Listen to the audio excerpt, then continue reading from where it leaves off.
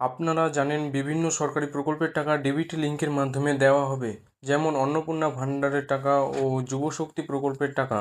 যারা লক্ষ্মী ভাণ্ডার পেতেন তারা অন্নপূর্ণা ভাণ্ডারের টাকা পাবেন, এবং যারা যুবসাথী পেতেন তারা যুবশক্তি প্রকল্পের টাকা পাবেন। তো সেই টাকা পাওয়ার জন্য ডিবিটি লিঙ্ক করতে হবে।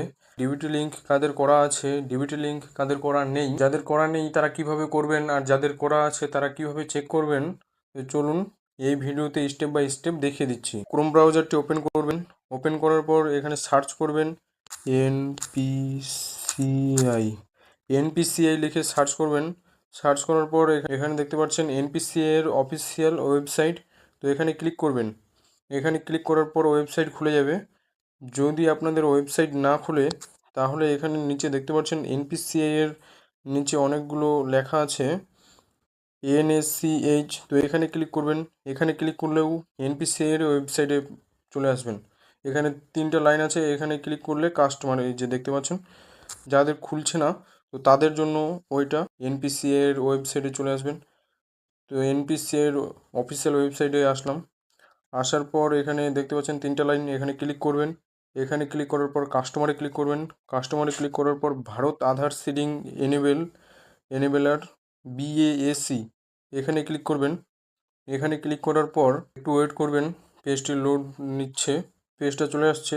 এখানে 3টে লাইনের উপরে ক্লিক করবেন। 3টে লাইনের উপরে ক্লিক করার পর প্রথমে দেখিয়ে দিচ্ছি যাদের ডিবিটি লিঙ্ক করা আছে তো তারা কিভাবে চেক করবেন।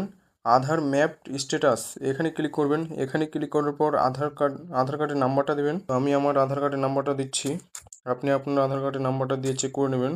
নিচে দেখতে পাচ্ছেন ক্যাপচার কোডটা সেম টু সেম বসিয়ে দেবেন। বসিয়ে দেওয়ার পর চেক স্ট্যাটাস ক্লিক করবেন। চেক স্ট্যাটাসে ক্লিক করার পর ওটিপি আসবে আপনার মোবাইল নাম্বারে, তো ওটিপিটা বসিয়ে দেবেন। ওটিপি বসার পর কনফার্মে ক্লিক করবেন। কনফার্মে ক্লিক করার পর এখানে দেখতে পাচ্ছেন ব্যাংকের নাম Punjab national bank, DBT link enabled. তো আমার ডিবিটি লিঙ্ক এনেবেল করা আছে। তো এইভাবে চেক করে নেবেন কাদের ডিবিটি লিঙ্ক এনেবেল করা থাকলে কোনো কিছু করতে হবে না। আর যদি করা না থাকে তাহলে কি করবেন, তাহলে আবার এখানে ঘরের মতো অপশন আছে, এখানে ক্লিক করবেন। এখানে ক্লিক করার পর যাদের ডিবিটি লিঙ্ক নেই তারা কীভাবে ডিবিটি লিঙ্ক করবেন, এখানে আধার সিডিং বা ডি সিডিং লেখা আছে, এখানে ক্লিক করবেন। এখানে ক্লিক করার পর কনফার্মে ক্লিক করবেন। কনফার্মে ক্লিক করার পর এখানে আধার নাম্বার দেবেন, ইন্টার আধার নাম্বার, তারপর রিকোয়েস্ট ফর আধার, এখানে সিডিংয়ে ক্লিক করবেন। সিডিংয়ে ক্লিক করার পর কোন ব্যাংকে লিঙ্ক করবেন ডিবিটি লিঙ্ক, তো এখানে সিলেক্ট ব্যাংকে ক্লিক করার পর এখানে অনেকগুলো ব্যাংক আছে, যা আপনার যেটা ব্যাংক আছে সেখানে ক্লিক করবেন। সেখানে ক্লিক করার পর এখানে দেখবেন সিডিং টাইপ ফ্রেশ সিডিং। তো আপনারা যদি নতুন সিডিং করতে চান তাহলে এটা ক্লিক করবেন, ফ্রেশ সিডিং। আর যদি আপনাদের দুটো ব্যাংক থাকে একই ব্যাংকে, দুটো ব্যাংক অ্যাকাউন্ট নাম্বার, তাহলে movement same bank with another account এখানে ক্লিক করবেন।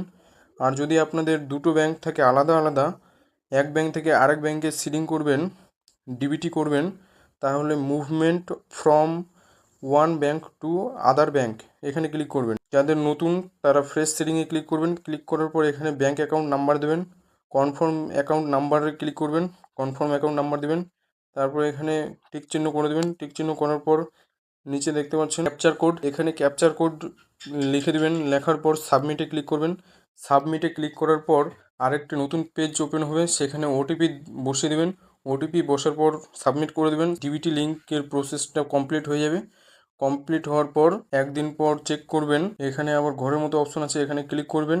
এখানে ক্লিক করার পর আধার ম্যাপ স্ট্যাটাস এখানে ক্লিক করবেন। এখানে ক্লিক করে চেক করে নেবেন যে আপনার ব্যাংক সিডিং হলো কিনা, ডিবিটি লিঙ্ক হলো কিনা। তো এইভাবেই ব্যাংক অ্যাকাউন্টের ডিবিটি লিঙ্ক করে। যদি ভিডিওটি ভালো লাগে অবশ্যই একটি লাইক করবেন ও বন্ধুদের সঙ্গে শেয়ার করবেন।